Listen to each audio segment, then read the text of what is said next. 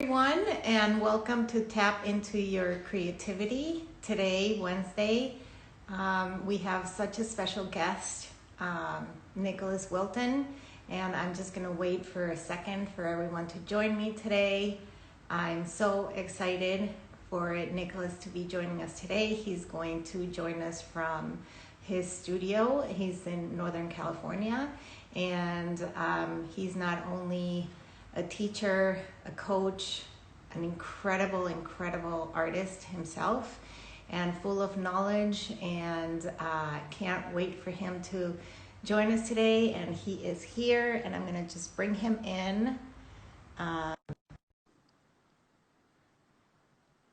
And we're just waiting for Nick to accept here, and he's joining me any minute. There he is. Hey. Hey! I made it.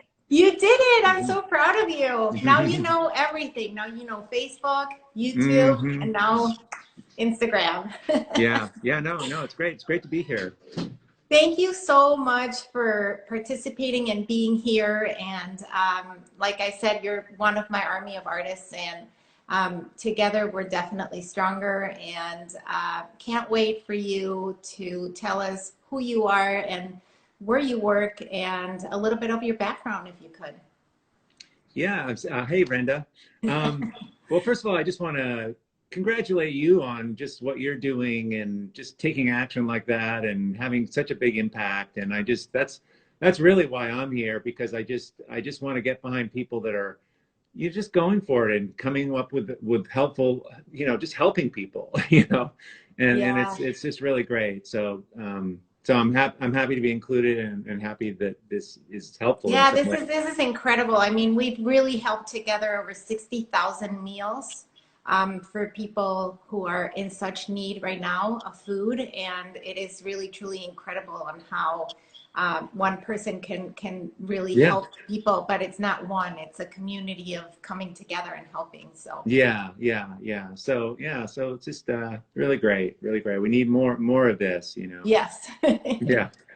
Especially now, the noise is just too much right now. So good to have something good. So tell us a little bit about yourself, Nick. Well, so first and foremost, I'm an artist, obviously, and always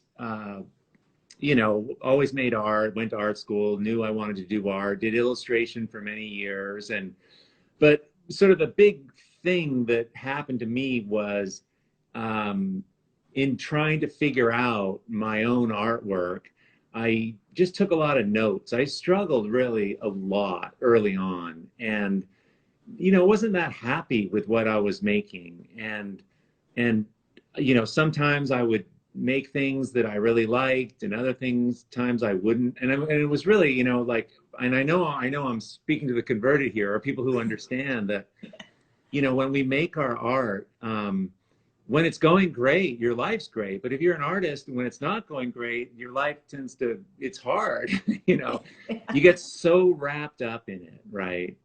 Yeah. But and anyway, you're so hard on yourself. Yeah. And so it was like a roller coaster for me. And anyway, but I just started to try to I was like, I'm going to quit this because it's unhealthy, or I'm going to figure out a way to make art that is more sort of just more peaceful and joyful. And I don't know, there's got to be a way to do this that's better.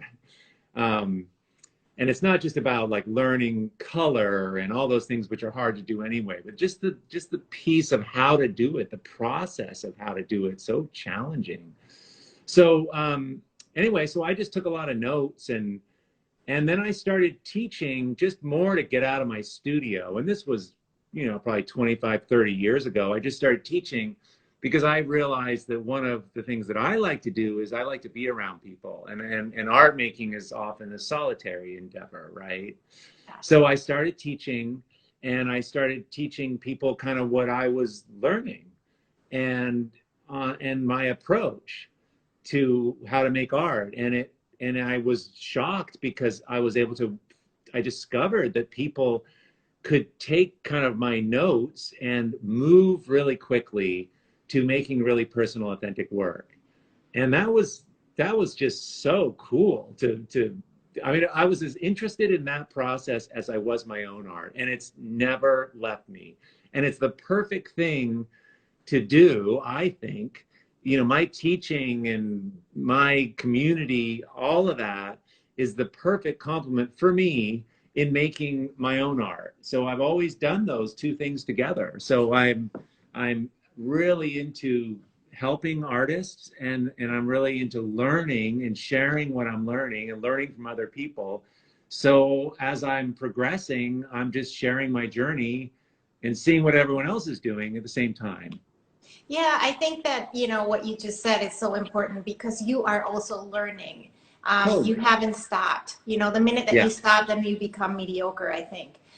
So the fact that, you know, you are always learning from your students, from yourself, from constant, you know, showing up every day and doing what you need to be doing every single day, it brings you to a whole different level. And if we could, can we go back more into your childhood and tell me, were you always involved in visual arts, or were you always like interested in painting and drawing? How was that for you? You know, yeah, so my father was an artist, but he in his job, he was a creative director at an advertising agency. So I grew up with kind of a person who was always looking at things in a certain way and questioning things, and he really understood the value of creative thinking. Like, I mean, that's how he made his living. You know, if you could come up with a solution, if you could solve something creatively, there was like, you know, that's how he survived. So I was raised on this, with the idea that, you know, this whole thing of like starving artists and there's no money in art.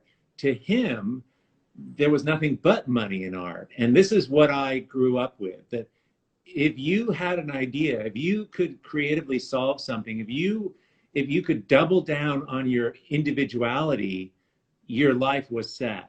So he was really encouraging of me to do that. I remember I early on so I always drew as a kid, you know, as like all of us, we all drew, right? Right. Um, and I remember, but what I later in high school, I got into doing stained glass windows, and uh, and I was Really? learning the technique. Yeah, it's weird. It was like a craft thing I started doing, and I remember I did a stained glass window of Mother Teresa, and it was from a Time magazine cover of an illustration of Mother Teresa that Bob Peak, he's an illustrator, famous illustrator, he had done this. So I took his drawing and I converted it into stained glass, and I was so proud of this thing because it has all the lines in her face, and I still have this stained glass window. It's Oh crazy. my I mean, goodness. and I was like 13 years old doing a nun. I mean, I wasn't a religious person, but I just liked the way her face looked. Anyway, and so I did this thing and I was so proud of it. And I showed my father, he was never like, he wasn't like overly, you know, he wasn't the most warm and feely guy, but he thought this was kind of great, but he wasn't so impressed because I really just took somebody else's thing and made my own thing from it. It would look like his illustration, but I did it in stained glass. So I was like, that was weird. He didn't really like it. Other people were all impressed. But then later I did another course and I did a stained glass window that was made up. It was abstract and it was based on a piece of broken glass that I found. And the teacher that taught this class was amazing. But I showed this to him and he was over the moon because he said, this is the first thing you've ever done that's yours, right? Like, and he just couldn't get over it. He's like, this is amazing. Like, this is the best thing you ever made because nobody else could make this. And, you know, I mean, I hate to say it, but we're really influenced by these parents, you know, and for me, getting that kind of admiration at that early age really set me on a course to make it personal. And that's never left me. And it was his charter, you know, his pressure that he put on me, which was no pressure really. It was so cool.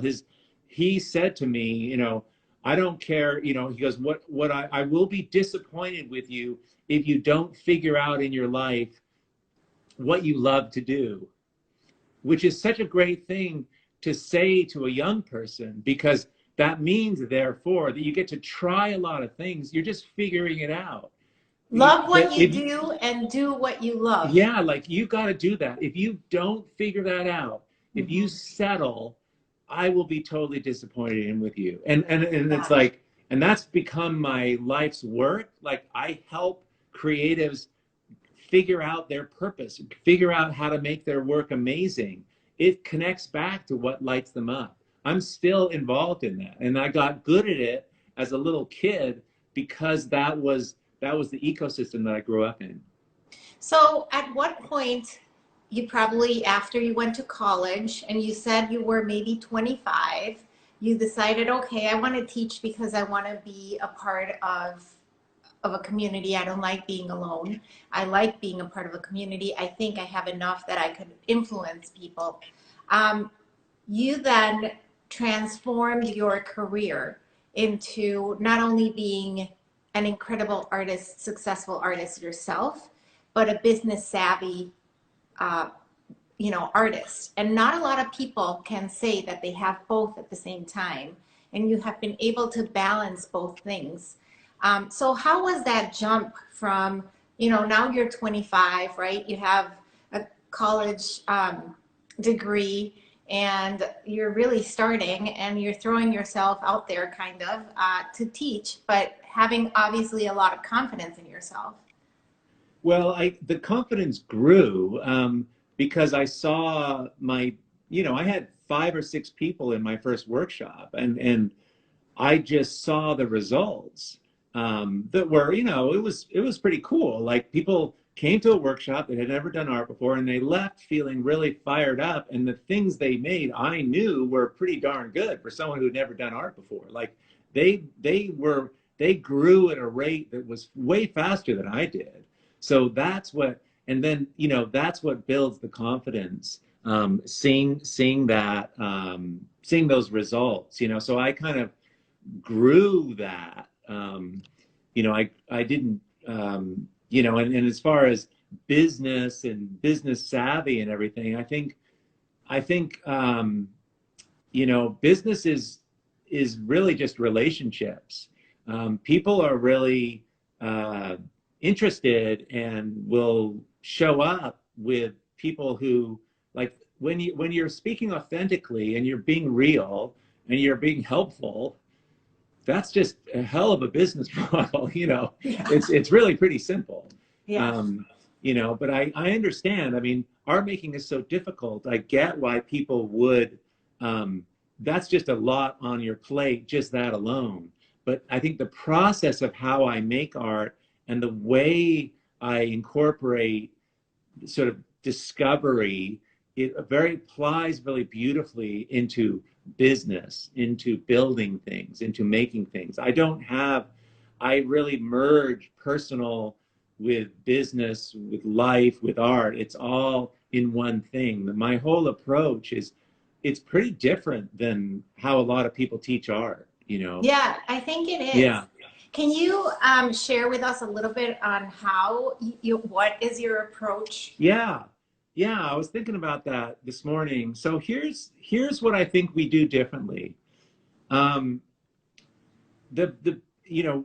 we make art, right? And this is what I was doing. We make art, and then at the end of the day, we look at it, and if we like it, it's a good day, and if we don't, it's depressing. If other people like it and we don't, that's challenging, but we're really happy because if this thing's not filling us, we really appreciate all these other people liking it. Like I might hate my work, but if Oprah Winfrey likes it, I'm over the moon, right? This is the sort of imbalance that we have as artists. I mean, this is not a healthy place to be in. No, it's not. It's horrible. Relying on externality. So there's a tendency, and again, this was my experience. This is what I did. I relied a tremendous amount on externalities to keep myself going. Did I sell it? Does it look like this person's work? Did I get a show? Did the gallery say it was good? Did my friends say this was good? Did I do it quick? Was it hard? All these things that affect how you feel about it, right? You know, like, and when we're relying on externalities for our own buoyancy, it's problematic because we cannot control those. You know, what happens, for example, if we get bored out of our minds, but the rest of the world still loves what we're doing? Well, that's often what happens. I work with a lot of artists like that. It's a recipe for disaster. I mean, we're stuck. We get stuck. Artists get stuck all the time in these little rabbit holes like that. So how I approach art making is getting clarity from the individual about their direction, about what it is they're after, what is the feeling they want to get, what is the goal, what is the congruency, what is their purpose, like connecting this to your life. You know, like, I know when we begin, we just want to make a pretty picture, but there's some things we make that have more potency than others. And if we're not paying attention, these things are just made and they're just part of 50 things we made last year. But if we can take the time to learn a little bit more about why certain things move ourselves, and understand this, understand the intuition, understand what in our soul we're doing, then our work starts taking on, it gets stronger, but we have more direction with it. And we evaluate it in a different way. So the artwork, in a sense, becomes more of an artifact to the bigger cause and becomes less important. The paintings that I am involved in, that I'm making, that are behind me, that probably will, you know, the finished things, they're cool or whatever, but they're just remnants of the bigger thing that I'm chasing. It's the thing I'm chasing that is the important thing that can't be taken away. And yes, we have good work paintings and bad paintings, but when you evaluate them in terms of your criteria, is the work I'm making now more like me? What is that? How does that need to be? That becomes, you're taking it back inside of yourself. It's no longer, you can't look at Diebenkorn and say, I want to make work like that, because that's not what you're doing. Now you can look at Diebenkorn's work and say, wow, I'm inspired and I love aspects of his work, but why? What are the things in there that will align with what I'm trying to do in my life, in my work, in my creativity, in my expression, that I can use for those? Does that make sense? Well, 100%. I yeah, think that, you know, it's very complex and it's easier said than done, it's because easier it said is than a done. constant battle, at least for myself as an artist. Yes. That is something that, you know, putting myself out of my comfort zone to actually feel what I need to feel to get to that next step, because you need to connect with yourself, like what you're saying, you need to really go inside yourself and write and think everything that you feel in order to then create. Because if you are constantly looking for something else, you're never going to look inside yourself to go forward. And so I think that's what you're saying. You really need to go inside you and say, what is the end meat here? Where do you want to go with it? Yeah. And it's a process, right? I mean, for the people who are listening, total beginners, it's like, it's sort of like, well, I have this color yellow or this color blue. Which do you like? Be thoughtful. Like, which one do you like? You don't have to know why, but just choose. It's about discernment and choosing, being better at choosing in your life. And your art that is teaches hard, you that. because we have so many choices now that you have to limit yourself, you know, especially as a beginner. You don't need to buy one color of each. You don't. Like, I feel like if you limit yourself a little bit, it's almost like you don't have so many choices that are given to you. So like you said, you give them a yellow and a blue and start right there, right? Or take two colors and choose the one you like better. Right, exactly. And all painting is getting your work so we're just talking about a process, a creative journey. I'm interested in the journey, and I teach art from the perspective of your journey. And it lowers the pressure, and it makes it so, because when there's low pressure, when you're playing in your art practice, that's when your intuition can come out more. That's when you can be more authentic, right? Like if you think about probably when you're most like yourself, it's with some really close friends. You're not standing on a stage trying to impress people. You just feel really good. When you think about those times when you really feel like yourself, that's how you want your art practice to feel. And this approach is the fastest way I know, and the most powerful way to be making unbelievably strong work. This is what does it. This is like the coaching that I give very, very evolved people in their art. Like this is high level coaching, but it also relates to beginning people. You know, it's like, so I just sort of love that. But that is the approach. This is the approach that we use at Art to Life, and it's why we get the results we get. It's unbelievable when people are given the right information and they can just sort of stay in a groove a little bit.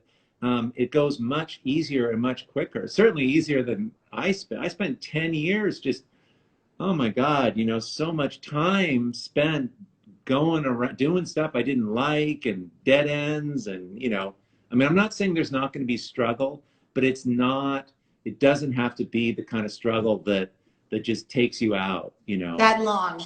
Yeah. Yeah, and be that hard, you know. Yeah. Because, I mean, we do have our days, right? And we yeah, have sure. our moments and our flows and acts that we just kind of just, as an artist, we just go through that. And sometimes, you know, we are our biggest critics. We are so hard on ourselves, Yeah, that sometimes it's okay to just have someone say, it's okay. We're human. We are able to just sit in that moment and think of it and just stay with it and move forward.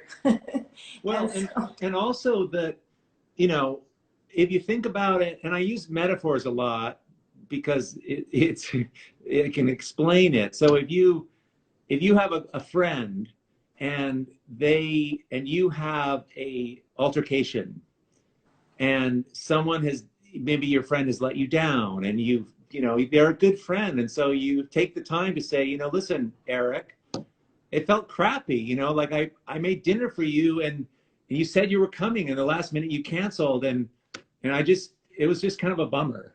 And it's like, we hate doing this, you know. And then Eric's like, wow, shoot, you know, I was so concerned, and I'm so sorry, and blah, blah, blah, blah. But that mistake, that altercation creates the intimacy, creates the connection, builds the relationship in a much better way. It's the breaking, it's the mistakes that build the practice. yes. Right? You need Yes, 100%. mistakes. You have to have the little like missteps in order to build an authentic art practice. So even the things when you're having a horrible day, it's sort of like, actually, this isn't a horrible day in the world of art making. This is what you do. You know, Exactly. I don't even think about, if I'm not painting stuff and it's not turning out, it's just garden variety art making. Now, we're not fortified in our normal life to think of normal things like that, but it really relates to life. It's the falling down that creates the clarity to move forward. I mean, and that's what's so great about art making, that the painting is just the thing you get. It's like the little bonus, but Right. It's all this understanding about how to run your life and your practice. Your art practice is your practice. It's you. Art making is the practice of becoming yourself. Like, what a cool approach. Oh, I love that. Say Yeah. it again. I love Well, that. art making is the practice of becoming yourself. Yeah, I love that. Yeah. I think we have to repeat we should have that saying on our studio. Well, that's know? what we do. That's what Art to Life is. And that's why I'm so into it, because I can only share mine, and other people can only do theirs, but we don't have to be competitive. If we understand that, we can all support one another. We can all help each other. It's like, it's so cool, you know. It is so cool. And I think that, this project has shown me really that all these incredible artists and teachers are so willing to open up and be, so open with each other and to help people at home who might have, a hard time right now, and how we can inspire them and how we can let them know that they're not alone. And it just seems to me that we're all working for the same end, to help each other. And I didn't think that that was possible, many years back, because people, and especially artists, would work inside their doors and wouldn't share necessarily their process. And I think that now, people are so willing and happy to do it. Yeah. Well, I think artists in general, because of the process we're involved in of making ugly things and good things, and you never really get, I don't think it builds confidence. There's a Well, degree of and if you do humility. get to a point where you are successful and you are selling, there are the artists who are like, I'm not sharing how I'm doing this because I don't want you to copy what I'm doing. And I don't Yeah. think that there's, that, that, at least in my world, I am all about sharing and helping each other, because you don't have my arm and you don't move like I Yeah. do. And you know what I mean? And so Yeah. we are different. Even if we try to be the same, I think it's maybe more of a compliment if someone is trying to, do something like you, but they will never be you. Yeah, and it's boring as hell. I mean, it's almost pretty boring to be me, but certainly it's trying to be even more boring to try to make the art like my work. But yeah, it's the scarcity model of that there's not enough, and that there's only so many galleries and so many. It's not at all. It's not That's not it at all. Yeah. That's a you need to be spacious in your life, in your approach. You need to let things go. This is the whole unfolding of art making, is understanding at the end that you have to push yourself away from the side of the shore, the pool, and go more into the deep end, and just let the current take you. And it's like, man, you get in that flow, and it's It's so funny amazing. that you're saying that, because I just said to myself, my daughter is getting married in March, and with the current situation, we're constantly moving and changing, and so I'm like, I feel like I'm in this draft, and I'm just letting it go, and You wherever the current is taking me, I'm just saying yes, thank you, great, everything is perfect. Yeah, Because yeah, I, otherwise it would be so hard to, to keep fighting every time. And the other thing that I wanted to say is I just learned that there's a very fine line between happiness and pleasure. And happiness, you will never have enough happiness. And pleasure could be something that, you're doing things like going shopping is your pleasure. mm, But you can't buy happiness. Happiness mhm. is something that comes within. And so I think as an artist, and finding that happiness and finding that jump in your step will then transform into your work. And so if you're happy creating, don't worry about who's going to buy that and how are you going to go for it. As long as you start feeling that feeling inside of you, that it's not only pleasure, but it is true happiness, I think if you follow that path, it will align itself.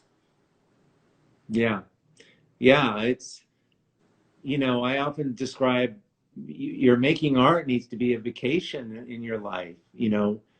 The art practice is, you get to be you get to be so free when you can make the practice anything you want. But if it is, if you feel like there's pressure that you got to make a good result, a lot of people, like, they can't get to the studio, it's like, you know, I need to paint, but I can't. I haven't, you know, all that. That's because, like, you know, we don't have a problem eating ice cream, you know, like we don't procrastinate. It's like I'm all over that. That's how good it can get. And it Right. really, when you really can, and we get to decide how and what that practice is. So again, yeah, I Yes. agree with you. It's totally, we can reframe this. And when the work, and when you're making work from that place, it's way better. Way better. It's way It just better. clicks. It just feels Yeah. great, you know, and you don't need anything. You don't need an extra anything for it. You know, you just know that you're doing something great. And to have that feeling, and it's almost like when you were a child, when you were always happy and, you know, and finding that space Yeah. inside right now, that authentic reaction Yeah. versus looking for it. It will Yeah. happen. It will happen naturally. Yeah. Yeah. Exactly. And Yeah. so I think that your paintings, you will show us around. I don't know if you can see, Nick, in the bottom of your screen, there's like two arrows. So if you take your phone, so you can switch the camera around so you can show us some of your paintings that you have in your studio. Yeah. But you know, you are someone that I admire so much in the non-objective world, because your paintings have all the elements of what, you know, non-objective art is, abstract work, which is repetition, geometrical forms, lines. You know, you have a language of communities popping up from here and there. Your eye kind of goes all around. So can you talk a little bit about how you start your paintings and what your composition, if you have an idea of a composition or if it just comes naturally as you're working? Yeah. So, um, I don't think of my work. I mean, I don't think of it as non-objective or abstract or realistic. Um, it's just what I'm interested in right now because some of the marks are and some of the shapes and things, they all have kind of a meaning to me. Not all of them, but most of them, you know, and colors have certain meanings based on all the thinking I've done around it. So it is like a language um, that I'm using. So, but I kind of a long time ago just kind of, I don't even think of it as an abstract or whatever. And I guess Oh, it's, interesting. yeah, isn't that it? Right. It's sort of like, you know, people come and they come and take a workshop because they're like, oh, I want to learn to abstract paint. And it's like, I mean, okay, but I'm not, you know, my approach is abstract. The thinking, all the thinking we've been talking about this is abstract, but so I just think that's an interesting point because a lot of people are like, should I be realistic or should I be not? Well, it depends on what you want to say and what interests you and what lights you up. And you know, I'm particularly interested in color and surfaces and the combination, the combining of things together, the alchemy of what I'm looking at, and the alchemy of what the outcome of the feeling is that I get when all these things come together. You know, it's sort of like that. Like your life is like a soup, and you put these things in, and it turns into this kind of a soup or not. And how do I improve this soup and all of that? So it's very, and I don't have a plan. I used to sort of try to figure it out ahead of time a little bit, but I have not a plan at all. I mean, I don't even think about it until I get my paint out and then I look up and then I start working because I realized after many years that what I was thinking about when what I was worrying about, I should say, and trying to do with the painting, it was really just a big waste of time because I wasn't actually making the painting. When you're making the painting, and as soon as you have your paintbrush, or as soon as you're using color and you're doing stuff in front of yourself, then your brain kicks in and your emotions kick in, and you're in a call and response situation. But if you're just away in your bedroom worrying about how this thing's going to turn out and trying to figure out where it's going to go, I just never could figure that out. And it just seemed like I should just be reading a book, because I'm certainly not art making. That isn't art making, just obsessing about it in other Yeah, places. You know what I I'm mean? guilty of that. I wake up in the middle of the night when I'm painting and I'm like, oh my God, this is not good. I got to go back to sleep because I won't resolve anything right now. You just don't, you know. So, but I mean, that's just for me. I'm not saying that's for everyone. I mean, I do get ahas when I'm looking at landscapes, or I'm on a run and things pop in my mind. But generally, it's a find your way as you go kind of approach that I use, and I'm putting marks down, and definitely in the beginning playing more and just putting down what intuitively feels kind of juicy for me, and that seems to get me the best results. Certainly something that can keep me going. If I can please myself, if I can keep my Yeah, energy going yeah, and discover things, that makes the best kind of work for me, you know. yeah, And 1 hour can blow by and like feels like 10 minutes, you know. yeah, exactly. Yeah. Yeah, I totally get it. So let's flip the camera now and Okay. show us your paintings and All right, go I'll show and you. show us your studio, which I'm super excited. Yeah. Okay, so I'm in this little room here. Let me just turn this around. The studio's a big mess. I left it messy so I don't have to be impress you guys. Exactly. Yeah, exactly.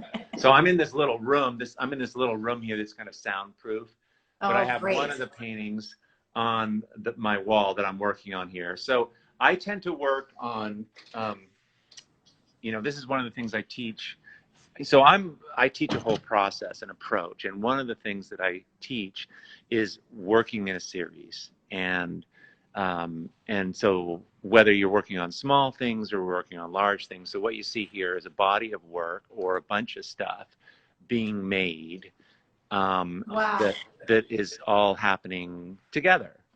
And I'm learning literally on this painting here. This is a commission I'm working on, but I'm learning the things I'm learning here are then applied to this, which then are applied to that. And I can compare why this one right here is not maybe as exciting as this one.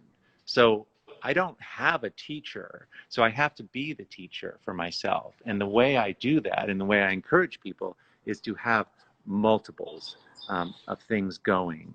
Your brain can totally handle this, and So and you go loves it. from one to the next, or you work on one and then inform yourself, and then you go to the next one. What is the process Yeah, exactly? like so I'll go I'll work on one. So in the beginning, these are kind of empty, and I will do a big change on a picture, and there's about a half an hour, 45-minute kind of energetic time when you start something. And I think this is generally true, that when you begin, you have a lot of objectivity, you're excited, you're stimulated because you're doing things and the picture's changing in front of you, which is exciting. Like you're putting marks down. It's like we got this dark mark on this blue. Like, look how cool that looks. Right. That and I'm not going into the whole deal of how I teach, but it has a lot to do with differences of putting things next to each other that are different, and that's what makes us feel certain ways, makes us feel excited. And so I will work on one and get it kind of going, and then as I lose kind of the momentum, I'll move to the next one. And I'm not saying I will go all on today, like I'm probably not going to paint on all of these, but I'm definitely, whichever one in this series, and it's this one over here that I'm not really liking. This one's like lagging behind. It's like the child that's not given enough love. That's I need to like interesting. And I need to like go in and yeah. get this as cool as this one. Like I'm kind of excited about this, but this is not done. This one needs some stuff, but like this is kind of cool. But That is, so how big is that one? this is 8 feet square. Eight, Yeah. eight, oh, 8 by 8? Yeah, 8 feet. So what is that? That's 96 Yeah, inches by 96 inches. correct. Yeah. That is a large piece. Do you work on a ladder then for that one? So I have like, see that little white thing there? That's Oh like a little yeah, ladder. I can walk up yeah, that. yeah. And yeah, so I go up and down that if I, And you know, can I you can't. tell us a little bit about, if you can go in on that one a little bit so we can see Sure, your mark sure. makings and all Yeah, the, because you have a lot of layers underneath. yeah. Um, And my comments are turned off, right? yeah, I just turned them off because it's just too hard to see the paintings, but I will Oh, turn okay. them on Okay, because in a little bit. okay, cool. I just want to Yeah. make sure that if someone was I mean, asking a I can question, turn I them just on, didn't. but then you're gonna see that they're gonna start popping up. Oh, I see. Yeah. You Okay. see? Well, I guess we'll answer some questions at the So end. we'll have 10 minutes to answer Oh, great. questions for Okay. everyone at the end. I just like turning them off so we can I get it. actually That's fine. appreciate the work. Okay. So what are the materials that you're using? Okay. So it's different on different things. So um, I learned how to paint and using acrylic paint. And at Art to Life, you know, so I've got a whole line of acrylic paint that I use in our workshops. We use them on for our online programs and everything. So my smaller paintings these are paintings from workshops. Those are 12 by 12, and those are like the one that that I've donated, you know, that we're selling to benefit Yes, the thing today. can we It's see yeah, I that? can go find that. Where that one's over here. So, and it's going to come, whoever gets this, it's going to come framed. I'll show you the frame and everything, but let me grab the painting. It's in here. So this is the piece that We're donating. You're yeah, donating, and right. And you this guys, will, 100% of the proceeds will go to Feeding America. yeah. So if you're interested in buying this painting, Nick, how much are you asking for this painting? I'm not. I think it was 1,000, which is Okay. considerably less than what these are in the gallery. These are 1,800 in my gallery, but it'll come framed, and I just want to show you the frame. See this picture here? This is Floating frame? the Yeah. hardwood frame, so it comes like that, and we build these frames here, and so. Oh, you But do? yeah. Oh, I didn't know that you build your own. Yeah, we make these and we sell them on our website. The reason being is that I teach, most of my programs are taught with 12 by 12. So, you know, instead of having someone do this, which is really difficult, they work on a small collection of 12 by 12. So the Creative Visionary program uses 12 by 12s. It's the quickest way to sort of learn a lot of the principles that are the same things that are applied when you start painting larger. But I was going to say, then can you apply what you learn on a 12 by 12 to do something on an 8 by 8? absolutely, it's the same thing. Now it takes more materials and there's a bit more confidence and there's things that happen when you go larger.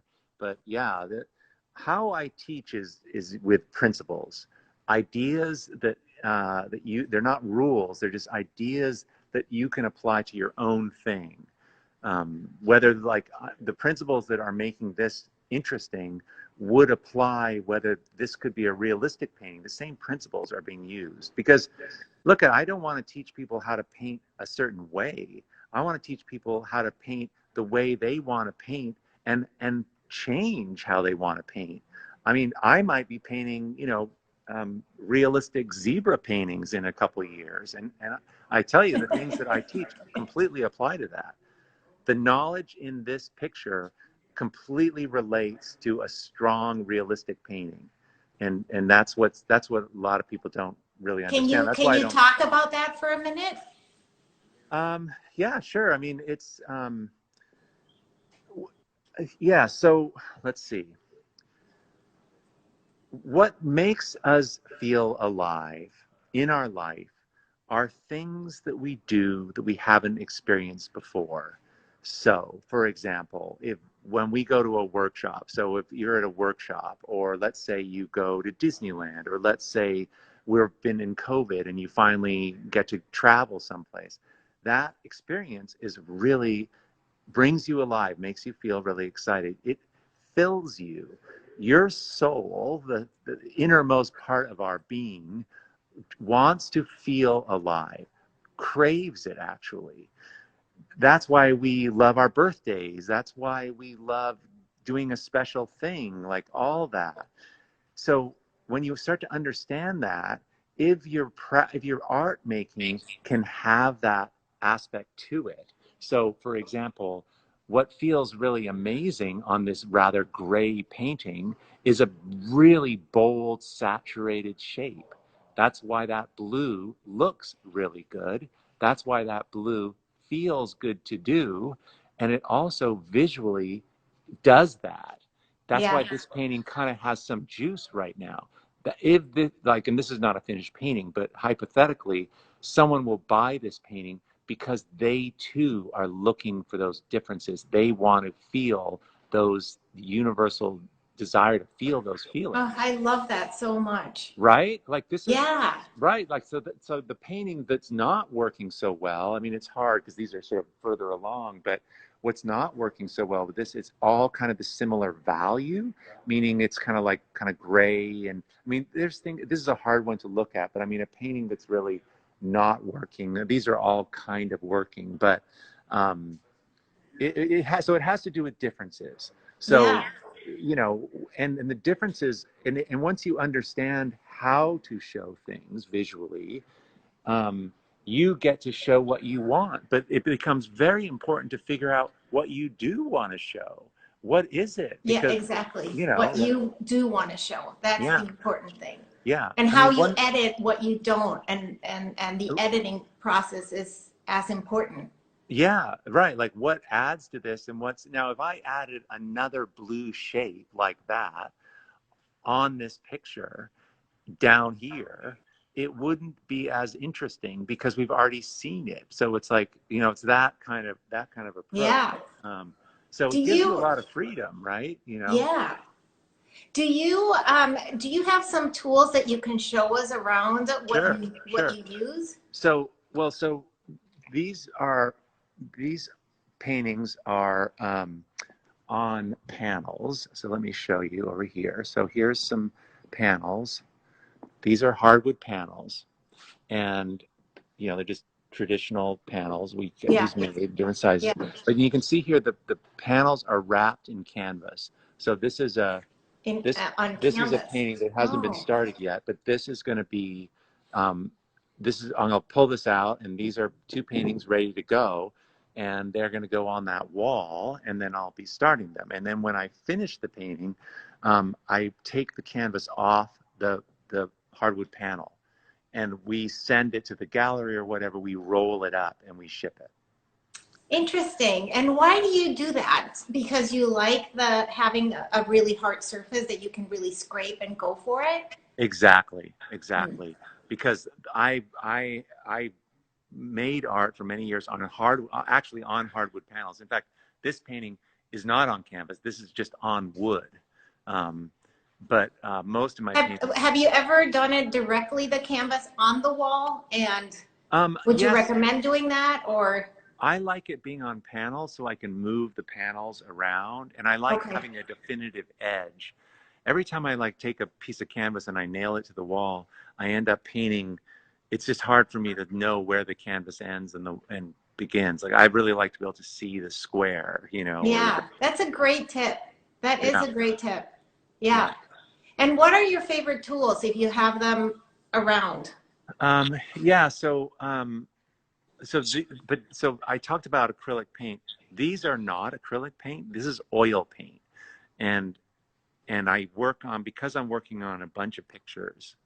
It's easy for me for things to dry because there's so many of them. So you Yeah, know, by the time that's still wet, I can always go work on this one. You know, and I have a lot going, so that right. takes care of that problem. But I like it because, you know, I'm covering large areas, and you know, it's just yeah. So these ones are oil. I use cold wax in the paint. Um, you know, this is the wax I use. Dorlands, you know, this stuff. I mix it in with the paint. I paint out of buckets. I use this thing to mix colors. You can see over here, I've got like, these are buckets because I'm Okay. painting large. So I put paint in buckets. Okay. Um, and, and these are kind of color coded. Those are like little colors. What do Uh, you spread it with? what was that? what do you spread your color with brushes or with tools or Well, with I what? use everything. I have brushes, generally cheap brushes, because it doesn't matter to me. I don't, so brushes, you can see all these different brushes here. But Yeah. then I also use these. These are trowels. These are these really great trowels. We do, and I sound like an ad, but we have these on the Art to Life site because they're kind of tricky to get. I've just, it's taken forever to figure out the right Yeah. trowel. They've got these, rounded edges, and they're just really great. So anyway, so there's two different sizes of them, but Yeah. this is Love what I that. use mostly. So, and then I have scrapers. This is a scraper, for scraping the paint, and Yep. sandpaper for sanding the paint. Um, here's just a bunch of stuff. Like I can make circles with this thing. I love this thing. I can't find them anymore. This is like a Yeah. contractor's scribe. Um, yeah, and just that's yeah. But I find, and then I use these painting guides a lot for making straight edges.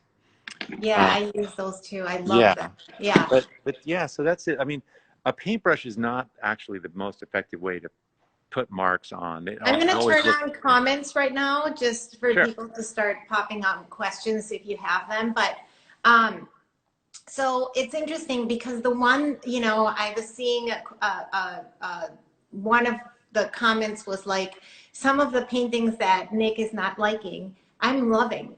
So we go back to that part, right? Yeah, yeah, yeah. Well, it's again, it becomes, I mean, it's sort of like, well, what am I trying to do? And I mean, this whole idea of sort of starting to look at personally what you're making and what you're doing, getting more clear on that. We're starting a 5-day challenge called the Breadcrumbs Challenge, and hopefully there'll be a place at the end of this where people can click on a link and go check it out. But Yes. so we're doing this thing, and it's actually the process that I use to get clarity every year. And I've never kind of shared it with people, but it's sort of like looking at what you've done in the past, Yeah. thinking about where you want to go. And it's not Yeah. rocket science, but there's a whole kind of thing to it. And it's like, so when I look at this feels like, okay, so this is pretty good or whatever, but I'm really wanting the pictures to feel lighter and more spacious. So Yeah. this one isn't It's not working giving in you that. that way, but in Exactly. terms of like, it's kind of a cool painting, I guess, but it's not really. So that's why I have the audacity to change it, because Well, it's I am not clear. breathing the same way as Right. the Like there's other something ones. about just Yeah. parts of this painting that are exciting. Yes. Like if I go through here, I mean, I can say when I'm looking at this right now, it's like, I don't like that W thing there. It's too heavy, but I like kind of just the arrangement of all these marks kind of floating across the surface. I think you I wanted to like put that. your big Wilton W in there. No, but I don't want that to be the thing. But these are the adjustments, right? Like Right, that's not what exactly, I'm trying. exactly. This So isn't. people are asking if you can talk about those lights that you have right there. And yes, once he is done with painting on the board, he rolls the canvas, sends it to the gallery, and the gallery would stretch it then. Yeah, Yes. yeah. So all these lights around here. So I do a lot of videoing, Yeah. and uh, I stand for my Sunday vlog. I stand in front. This is where I stand, and we turn these lights on, so the lighting's good. This studio has this. It's a giant Oh, skylight. And I am wow. telling you guys, this is the Oh. coolest thing. That's what makes the lighting so good. Oh, I Yeah. love this comment. Your thought process for creating art is so inspiring. I'm not an artist, but it applies to any discipline. And it's so true. Yeah, that's so true. And that's why the whole thing's called Art to Life, because it's like, you know, creativity expresses itself if you're cooking, if you're designing a garden, if you're creating a business, a Yes. relationship. All these Yes. things apply. Like this isn't we're not art making is figuring, it's just the artifact of what you're involved in. Yeah. So can you switch the camera around so we can Sure, see your face now? sure. And just we only have like 6 minutes left. So so the lightings that you have there are just like you buy them on Amazon. Where is our like a particular like thing? Well, I like these ones because they're small. And again, these are for videoing, so they're not Okay. really big. This is the company, you know, I mean, it's newer. It's called, or new, yeah, Neewer. It's an Okay, so LED yeah, they video. are for videoing and that kind of thing. Yeah, Yeah. yeah, Yeah. yeah. Yeah. And then the question before was, have you ever had your paint crack before because you're rolling the painting? Do Yeah, I you? did. I have had that a little bit, and I'm working on that. One of the things that yeah, I've had that happen a little bit. Um, so you got to kind of figure that out. And one of the So things, what I have done in the past, which has really been a really good thing for me, is I roll it so the actual painting is on the outside. And yeah, when you roll definitely it, on the outside. right? Yeah, And so without having to deal with any, I mean, I put the varnish and everything, but as soon as you roll it the other way around, it shouldn't crack. So I'm wondering if it's the actual, uh, what do you use at the end that you said that you're using? well, yeah. So, you know, for me, there was some, it wasn't so much cracking, but there was some delamination between layers. And one thing I'm doing is it's just about making sure the paint adheres really well. And so I was priming the canvas so much that there was like not a good tooth for the paint to stick to it. So it's just making sure that it adheres really well. I mean, Yeah. it's not going to crack really if it's acrylic. And oil paint's a little trickier, but I do add cold wax and I roll it. It seems to be working pretty well, you know. Yeah. Um, Can we show the painting that is for sale today, which you oh, guys can yes. DM Let me Nick grab or that photo. myself? Yeah. Um, and I mean, he is being so generous on coming down on his price. Just imagine if you buy this today for $1,000, not today, you know, for the next, whenever it will be available, that it's the equivalent of more than 10,000 meals. So just think about that for a second on how many people you guys can be helping, and in turn you get an incredible, beautiful piece of artwork from Nicholas. So Yeah. if you are considering purchasing artwork and doing something good for the greater community, this would be your time to do it. So please help me and Nick and my army of artists to continue this incredible journey. And Nick, I know if you guys have any other questions, we have a couple minutes, but I just want to say I am so happy that we finally met and Yeah, totally. we finally connected and we got this interview on the road, because it is truly has been an honor beyond. And we just got a question. Was there a point in your path where you felt you reached a tipping point that allowed you to blossom in your ways unreached before? Yeah, yeah, absolutely. I had 2009, I lost everything. I lost all my savings, my marriage fell apart. I lost a business.